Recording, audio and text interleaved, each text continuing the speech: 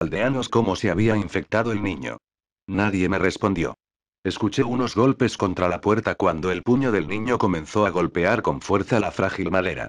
Hice todo lo que pude para no saltar de la sorpresa ante aquel sonido. Recé para que ellos no notaran el color que había abandonado mi rostro. Les grité, en parte por temor y en parte por la frustración, que tenían que decirme lo que le había pasado a aquel chico. Una joven se acercó, seguramente era su madre. Podía notarse que había estado llorando por muchos días. Sus ojos estaban hinchados y completamente rojos. Admitió que todo había sucedido cuando el niño y su padre habían estado haciendo pesca lunar, un término que se usaba para describir la búsqueda de tesoros entre las ruinas hundidas por la represa de las Tres Gargantas. Con más de 11.000 aldeas, pueblos, e incluso ciudades enteras abandonadas bajo las aguas, siempre cabía la posibilidad de recuperar algo valioso. Era una práctica muy común en esos días, y también era ilegal. Me explicó que no estaban robando nada, que era su propia aldea, viejo Dachan, y que solo estaban rescatando algunas reliquias familiares de las casas que no habían sido trasladadas. Siguió repitiendo lo mismo una y otra vez, y tuve que interrumpirla, prometiéndole que no llamaría a la policía. Por fin me explicó que el niño había salido del agua llorando y con una mordedura en el pie. No fue capaz de decir qué le había pasado, porque el agua estaba oscura y llena de lodo. Al padre nunca más lo volvieron a ver. Tomé mi celular y marqué el número del doctor Gwen Kunei, un viejo amigo del ejército que trabajaba en el Instituto de Enfermedades Infecciosas de la Universidad Chongqing 3. Intercambiamos algunos saludos y formalidades, discutimos nuestro estado de salud, hablamos de nuestros nietos. Era lo normal. Entonces le hablé de la infección y lo escuché hacer una broma sobre los hábitos de higiene de los campesinos. Traté de reírme con él, pero insistí en que el caso podía ser importante. Casi de mala gana me preguntó cuáles eran los síntomas. Le dije todo. Las mordidas, la fiebre, el niño, el brazo y su cara se endureció de pronto. Dejó de reír. Me pidió que le mostrara los infectados. Volví al salón comunal y pasé la cámara del teléfono sobre cada uno de los pacientes. Me pidió que acercara la cámara a algunas de las heridas. Lo hice, y cuando volví a mirar la pantalla, él ya no estaba allí. Quédate donde estás, dijo, con una voz distante y alejada del teléfono. Anota los nombres de todos los que han tenido contacto con ellos. Inmoviliza a todos los que ya están infectados. Si alguno de ellos entra en coma, evacúa el salón y asegura cualquier salida. Su voz era plana, robótica, como si hubiese ensayado aquel discurso o lo estuviese leyendo de alguna parte.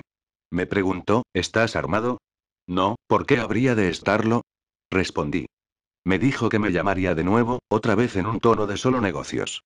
Me dijo que haría algunas llamadas y que llegaría ayuda en algunas horas. Llegaron en menos de una hora, 50 hombres en grandes helicópteros Z-8A del ejército. Todos llevaban trajes contra contaminación biológica. Dijeron que trabajaban para el Ministerio de Salud. No sé a quién trataban de engañar. Con esa forma de moverse y su arrogancia intimidante, incluso esos campesinos analfabetas podían de reconocer a los hombres del Guambu 4. Su primer objetivo fue el salón comunal. Sacaron a los pacientes en camillas, con sus miembros inmovilizados y mordazas en la boca. Luego fueron por el chico. Lo sacaron en una bolsa negra. Su madre no paraba de llorar mientras ella y todo el resto de la aldea eran reunidos para examinarlos. Anotaron sus nombres y les tomaron muestras de sangre. Uno por uno, les quitaron la ropa y los fotografiaron. La última fue una pequeña y marchita anciana. Su cuerpo era delgado y retorcido, su cara surcada por miles de delgadas líneas, y sus pies eran tan pequeños que seguramente habían sido amarrados y deformados cuando era una niña. Sacudía su esquelético puño hacia los doctores gritando: «Este es su castigo. Es su castigo por lo que hicieron con Fengwu». Se refería a la ciudad de los fantasmas, cuyos templos y altares habían estado dedicados al mundo de los muertos. Al igual que el viejo Dachan, había sido un desafortunado obstáculo para el siguiente gran salto adelante de China. La habían evacuado, demolido, y luego inundado casi por completo. Nunca he sido una persona supersticiosa y casi nunca me dejo convencer por esas historias que son como opio para el pueblo. Soy un médico, un científico. Creo solo en lo que puedo ver y tocar. Nunca había creído en Fengdu más que como un engaño para atraer turistas.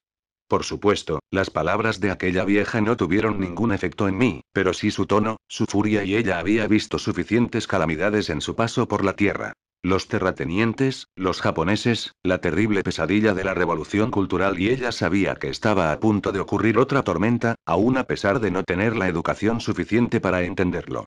Mi colega, el doctor Kunei, también lo había comprendido. Arriesgó su propio cuello para advertírmelo y me dio suficiente tiempo para hacer otra llamada más antes de que la gente del Ministerio de Salud llegara al lugar. Fue algo que dijo y una frase que no había usado en mucho tiempo, desde las pequeñas revueltas fronterizas con la Unión Soviética. Eso había sido en 1969. Estábamos en un búnker subterráneo en nuestro lado del Usuri, a menos de 1 kilómetro río abajo de Chembao. Los rusos se disponían a reclamar la isla y su enorme artillería estaba barriendo con nuestras fuerzas. Gu y yo estábamos tratando de remover unos fragmentos de metralla del vientre de un soldado, que debía ser apenas unos años menor que nosotros. Los intestinos del muchacho se habían roto, y su sangre y excrementos manchaban nuestros uniformes. Cada 7 segundos un mortero aterrizaba cerca y teníamos que echarnos sobre su cuerpo para proteger la herida de la tierra que caía, y en cada ocasión quedábamos lo suficientemente cerca de él para escuchar cómo lloraba llamando a su madre. Había otras voces también, saliendo de la oscuridad, cerca de la entrada de nuestro búnker. Voces desesperadas y furiosas que se suponía que no deberían haber llegado a nuestro lado del río. 2 soldados estaban vigilando la entrada del refugio, y uno de ellos gritó Spetsnaz. Y comenzó a disparar hacia la oscuridad. Podíamos escuchar muchos otros disparos, si eran nuestros o de ellos, no podíamos saberlo. Otro mortero estalló y nos inclinamos sobre el chico moribundo. El rostro de Gu estaba a solo unos pocos centímetros del mío. Gotas de sudor bajaban por su frente. Incluso con la poca luz de una vela de cera, pude ver que estaba pálido y temblaba. Miró al paciente y a la puerta, luego a mí, y de pronto dijo: "No te preocupes, todo va a salir bien". Ahora bien, aquel era un hombre que nunca había dicho nada positivo en toda su vida. Gu era un paranoico, un neurótico terco como una mula. Si le dolía la cabeza, tenía que ser un tumor. Si parecía que iba a llover, entonces decía que se arruinaría la cosecha. Esa era su manera de controlar cualquier situación, su estrategia de toda la vida había sido prepararse para lo peor. Pero allí, cuando la realidad superó cualquiera de sus predicciones más fatalistas, no tuvo más alternativa que darse la vuelta y tomar la dirección opuesta. No te preocupes, todo va a salir bien. Y por primera vez, todo salió tal y como él dijo. Los rusos no llegaron a cruzar el río, e incluso logramos salvar a nuestro paciente. Durante muchos años después de eso, bromeé con él acerca de lo que había sido necesario para sacarle un poco de optimismo, y él siempre decía que haría falta algo mucho peor para que eso ocurriera de nuevo. Ya éramos un par de ancianos, y algo peor estaba a punto de suceder. Fue justo después de preguntarme si estaba armado. No, le respondí, ¿por qué habría de estarlo? Hubo un corto silencio, y estoy seguro de que alguien más estaba escuchando nuestra conversación. No te preocupes, dijo, todo va a salir bien. En ese momento me di cuenta que aquella no era una infección aislada. Corté la llamada y marqué rápidamente el número de mi hija en Guangzhou. Su esposo trabajaba para Telecom de China y pasaba al menos una semana de cada mes en América. Le dije que sería una buena idea acompañarlo la próxima vez que viajara, y que debía llevarse a mi nieta y quedarse tanto tiempo como les fuera posible. No tuve tiempo de explicarle nada más. Mi señal fue interferida cuando llegó el primero de los helicópteros.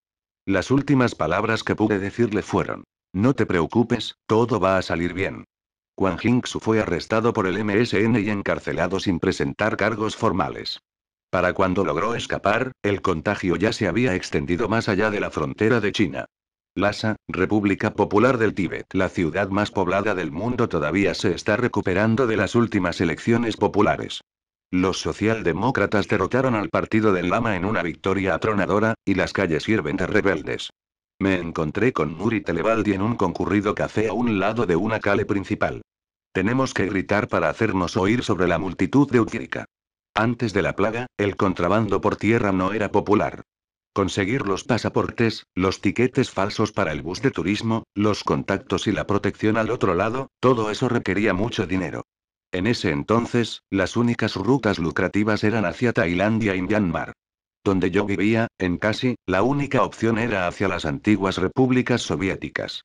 Nadie quería ir allá, y por eso al principio yo no era un Shadow 5, yo era un importador. Pasta de opio, diamantes en bruto, niñas, niños, cualquier cosa de valor que produjeran en esas primitivas excusas de países. La plaga lo cambió todo. De repente nos vimos inundados de ofertas, y no solo de los Liudon Renkou 6, sino también, como ustedes dicen, de gente de las clases más altas. Tuve profesionales de las ciudades, ganaderos, incluso oficiales de los escalones bajos del gobierno. Eran gente que tenía mucho que perder. No les importaba para dónde iban, solo que tenían que salir. ¿Usted sabía de qué estaban huyendo? Habíamos escuchado los rumores. Incluso habíamos tenido una infección en algún lugar de Casi. Pero el gobierno lo ocultó todo de inmediato. Sin embargo, nosotros lo sospechábamos, sabíamos que algo no estaba bien. ¿Y el gobierno no trató de detenerlos? Oficialmente sí.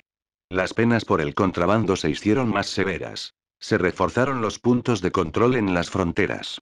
Incluso ejecutaron a algunos Chetou, públicamente, para poner un ejemplo.